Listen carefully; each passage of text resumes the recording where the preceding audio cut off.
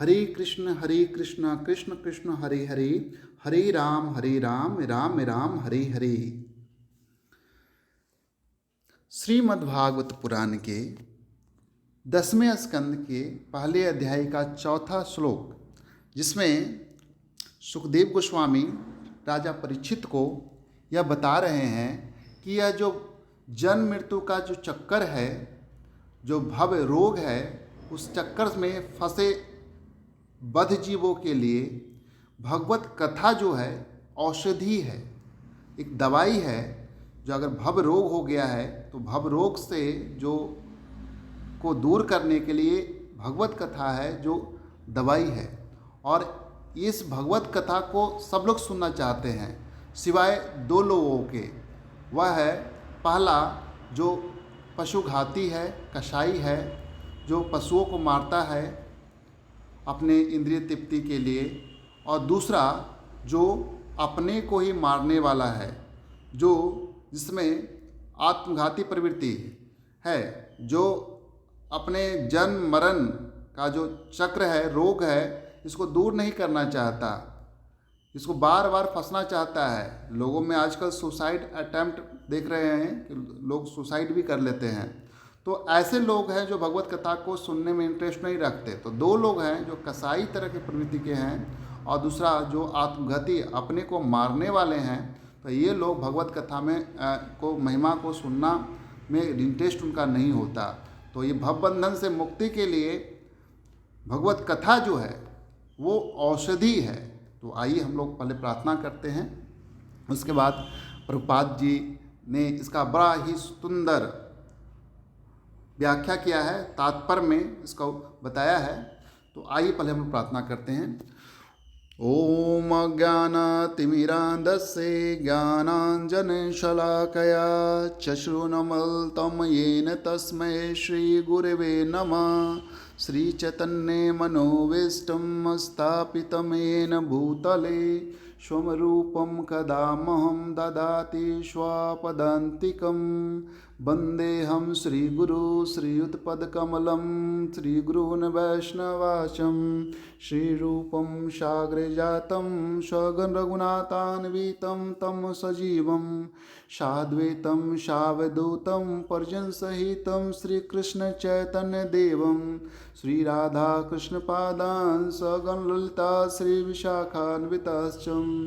हे कृष्ण करुणा सिंधो दीनबंधो जगतपते गोपेश गोपिका कांत राधा कांत नमोस्तुते।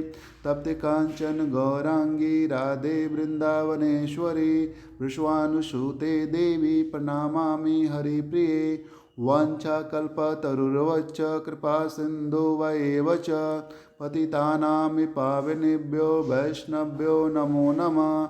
जय श्री कृष्ण चैतन्य प्रभु नित्यानंद श्री अद्वैत गदाधर श्रीवासादि गौर भक्त वृंद।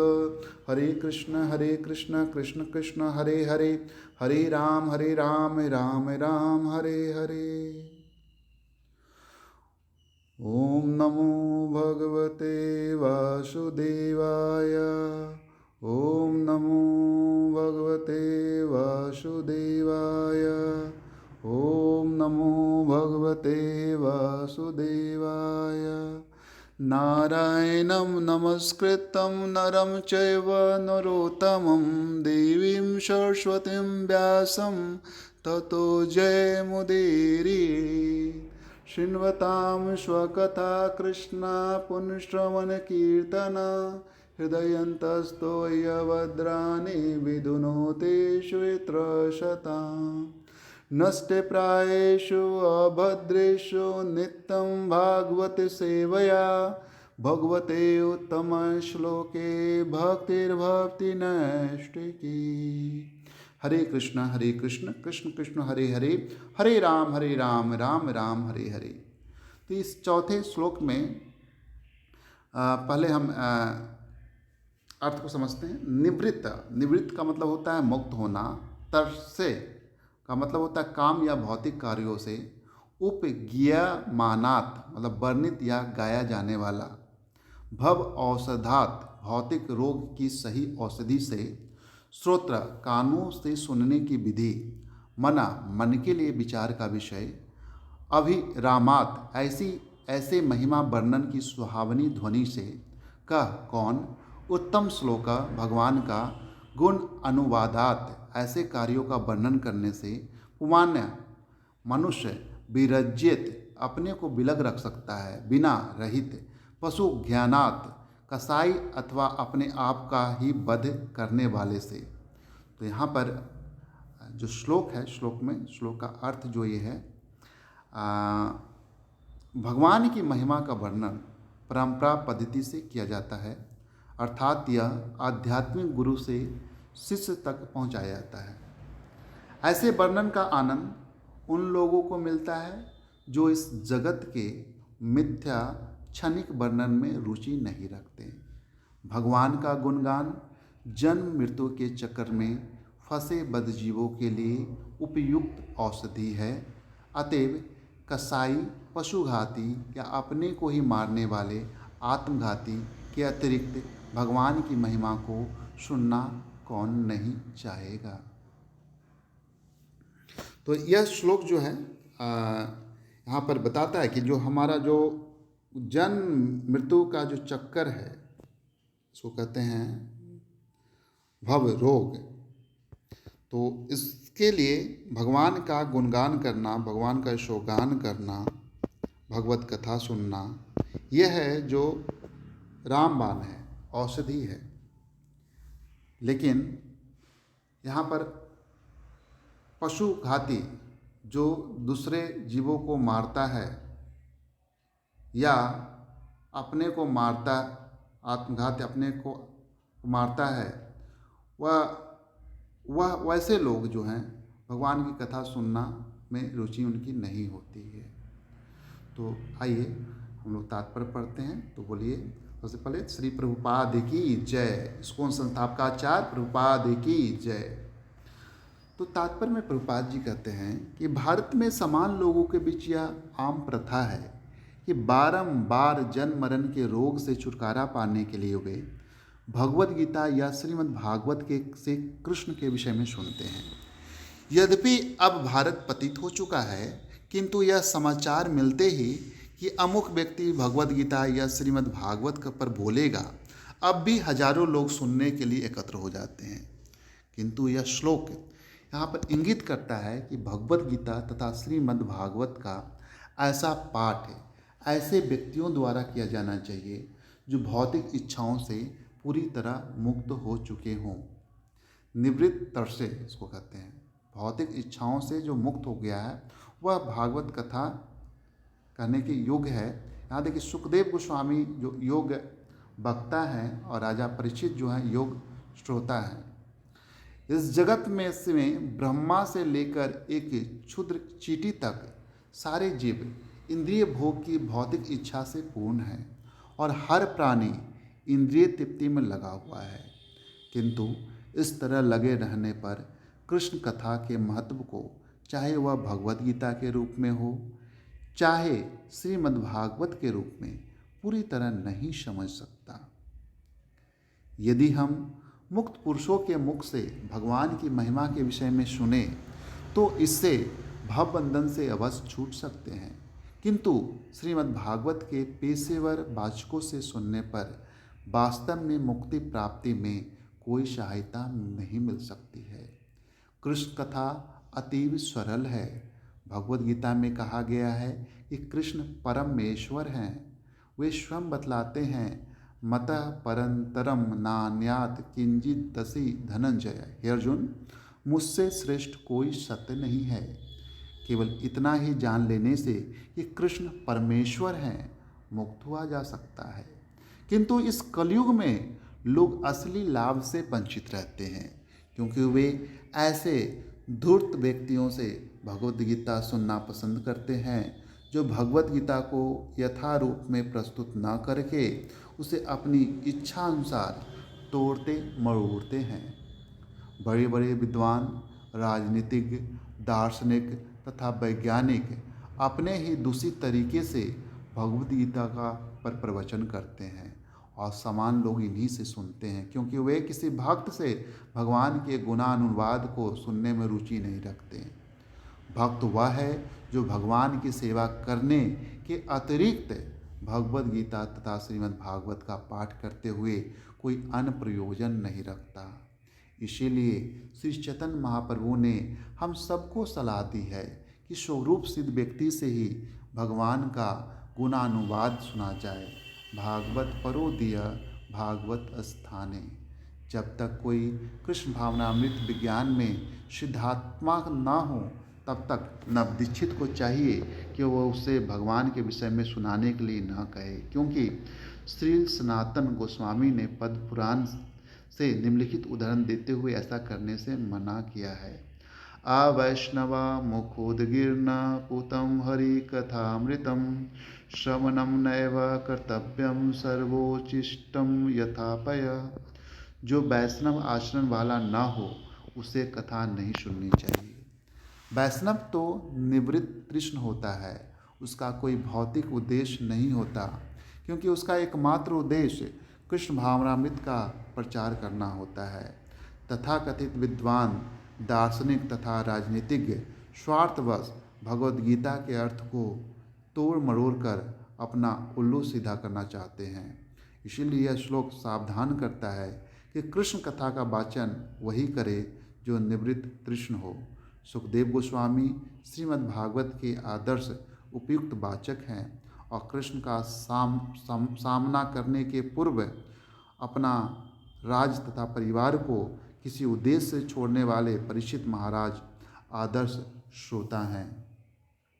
श्रीमद् भागवत का सुयोग वाचक बद्ध जीवों को सही औषधि भवौषधि प्रदान करता है। इसीलिए कृष्ण भावनामृत आंदोलन ऐसे योग प्रचारकों को प्रशिक्षित करने में प्रयत्नशील है जो सारे जगत में श्रीमद् भागवत तथा भगवद गीता का वाचन कर सके, जिससे विश्व भर के समान जन इस आंदोलन का लाभ उठा सकें और भौतिक संसार के तीनों तापों से छूट सकें। भगवद गीता के आदेश तथा श्रीमद् भागवत के वर्णन इतने मनोहारी हैं कि भौतिक संसार के तीनों तापों से तप्त प्रायः प्रत्येक व्यक्ति इन ग्रंथों में से भगवान की महिमा को सुनना चाहेगा और मुक्ति के मार्ग में लाभ उठाना चाहेगा। किंतु दो प्रकार के लोग कभी भी भगवद गीता तथा श्रीमद् भागवत के संदेश को सुनने में रुचि नहीं लेते। एक वे जो आत्महत्या करने पर तुले हैं और दूसरे वे जो अपने स्वाद के लिए गौवों तथा अन्य पशुओं का वध करने पर तुले हुए हैं। यद्यपि ऐसे लोग भागवत सप्ताह के समय श्रीमद् भागवत सुनने का दिखावा करते हैं, किंतु यह कर्मी जनों की दूसरी सृष्टि है जिन्हें ऐसे कृत्य से कोई लाभ नहीं मिल सकता। इस संबंध में पशु ज्ञानात् सब महत्वपूर्ण है। पशुघ्न का अर्थ है कसाई।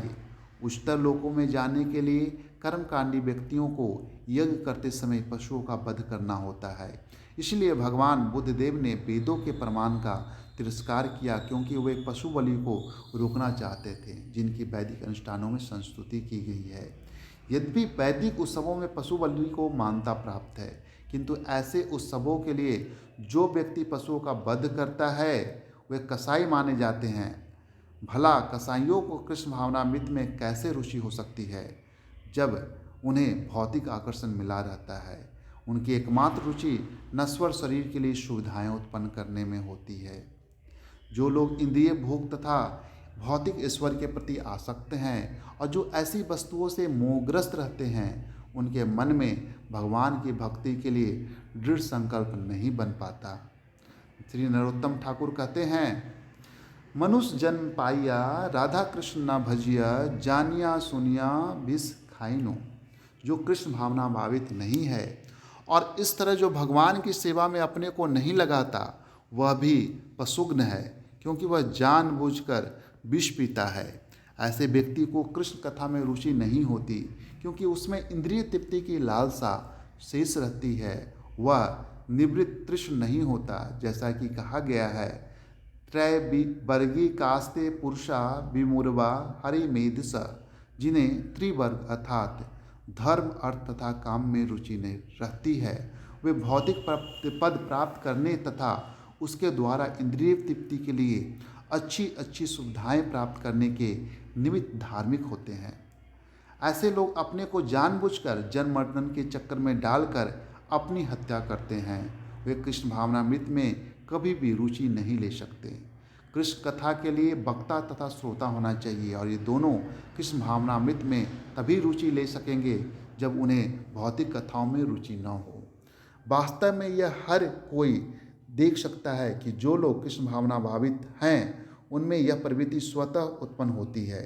यद्यपि कृष्ण भावनामृत आंदोलन के भक्तगण तरुण होते हैं, किंतु वे भौतिकतावादी अखबार, पत्रिकाएं इत्यादि नहीं पढ़ते हैं, क्योंकि उन्हें ऐसी कथाओं में कोई रुचि नहीं होती। वे देहात्म बुद्धि का सर्वथा परित्याग कर देते हैं। गुरु उत्तम श्लोक अर्थात पूर्ण पुरुषोत्तम भगवान विषयक कथाओं को कहता है और शिष्य ध्यान से उन्हें सुनता है। जब तक दोनों भौतिक इच्छाओं से मुक्त नहीं हो लेते, तब तक उन्हें कृष्ण भावनामृत की कथाओं में रुचि नहीं हो सकती। गुरु तथा शिष्य को कृष्ण के अतिरिक्त और कुछ समझने की आवश्यकता नहीं रहती, क्योंकि कृष्ण को समझने तक कृष्ण के विषय में बातें करने मात्र से ही व्यक्ति पूर्णतः विद्वान बन सकता है।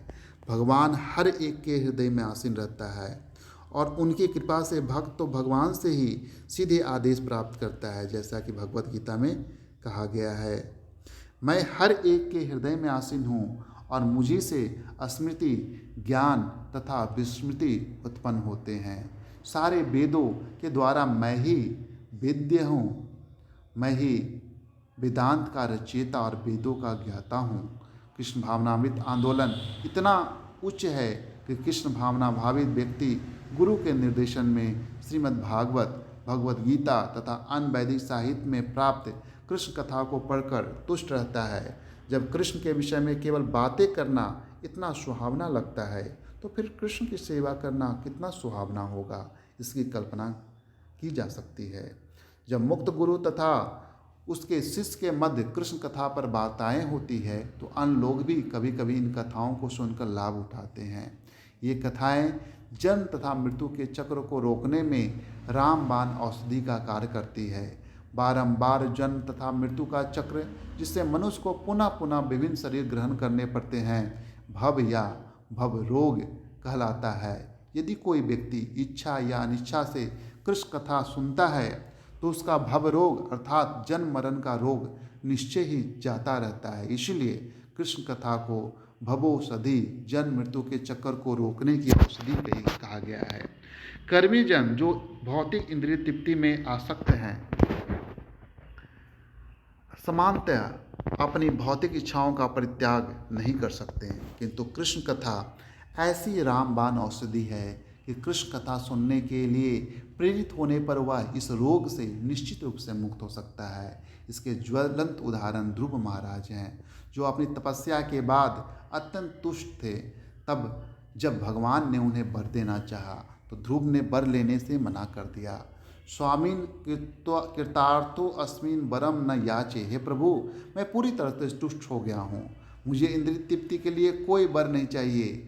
हम देख रहे हैं कि कृष्ण भावनामृत आंदोलन में युवकों तथा युवतियों तक ने अपनी बुरी से बुरी आदतें जैसे अवैध यौन संबंध, मांसाहार, नशा तथा जुआ खेलना छोड़ दी है, क्योंकि कृष्ण भावनामृत इतना प्रबल है कि इससे उन्हें पूर्ण संतोष मिलता है। अतः वे भौतिक इंद्रिय तृप्ति में रुचि नहीं लेते। हरे कृष्ण कृष्ण कृष्ण हरे हरे, हरे राम राम राम हरे हरे। हरे कृष्ण।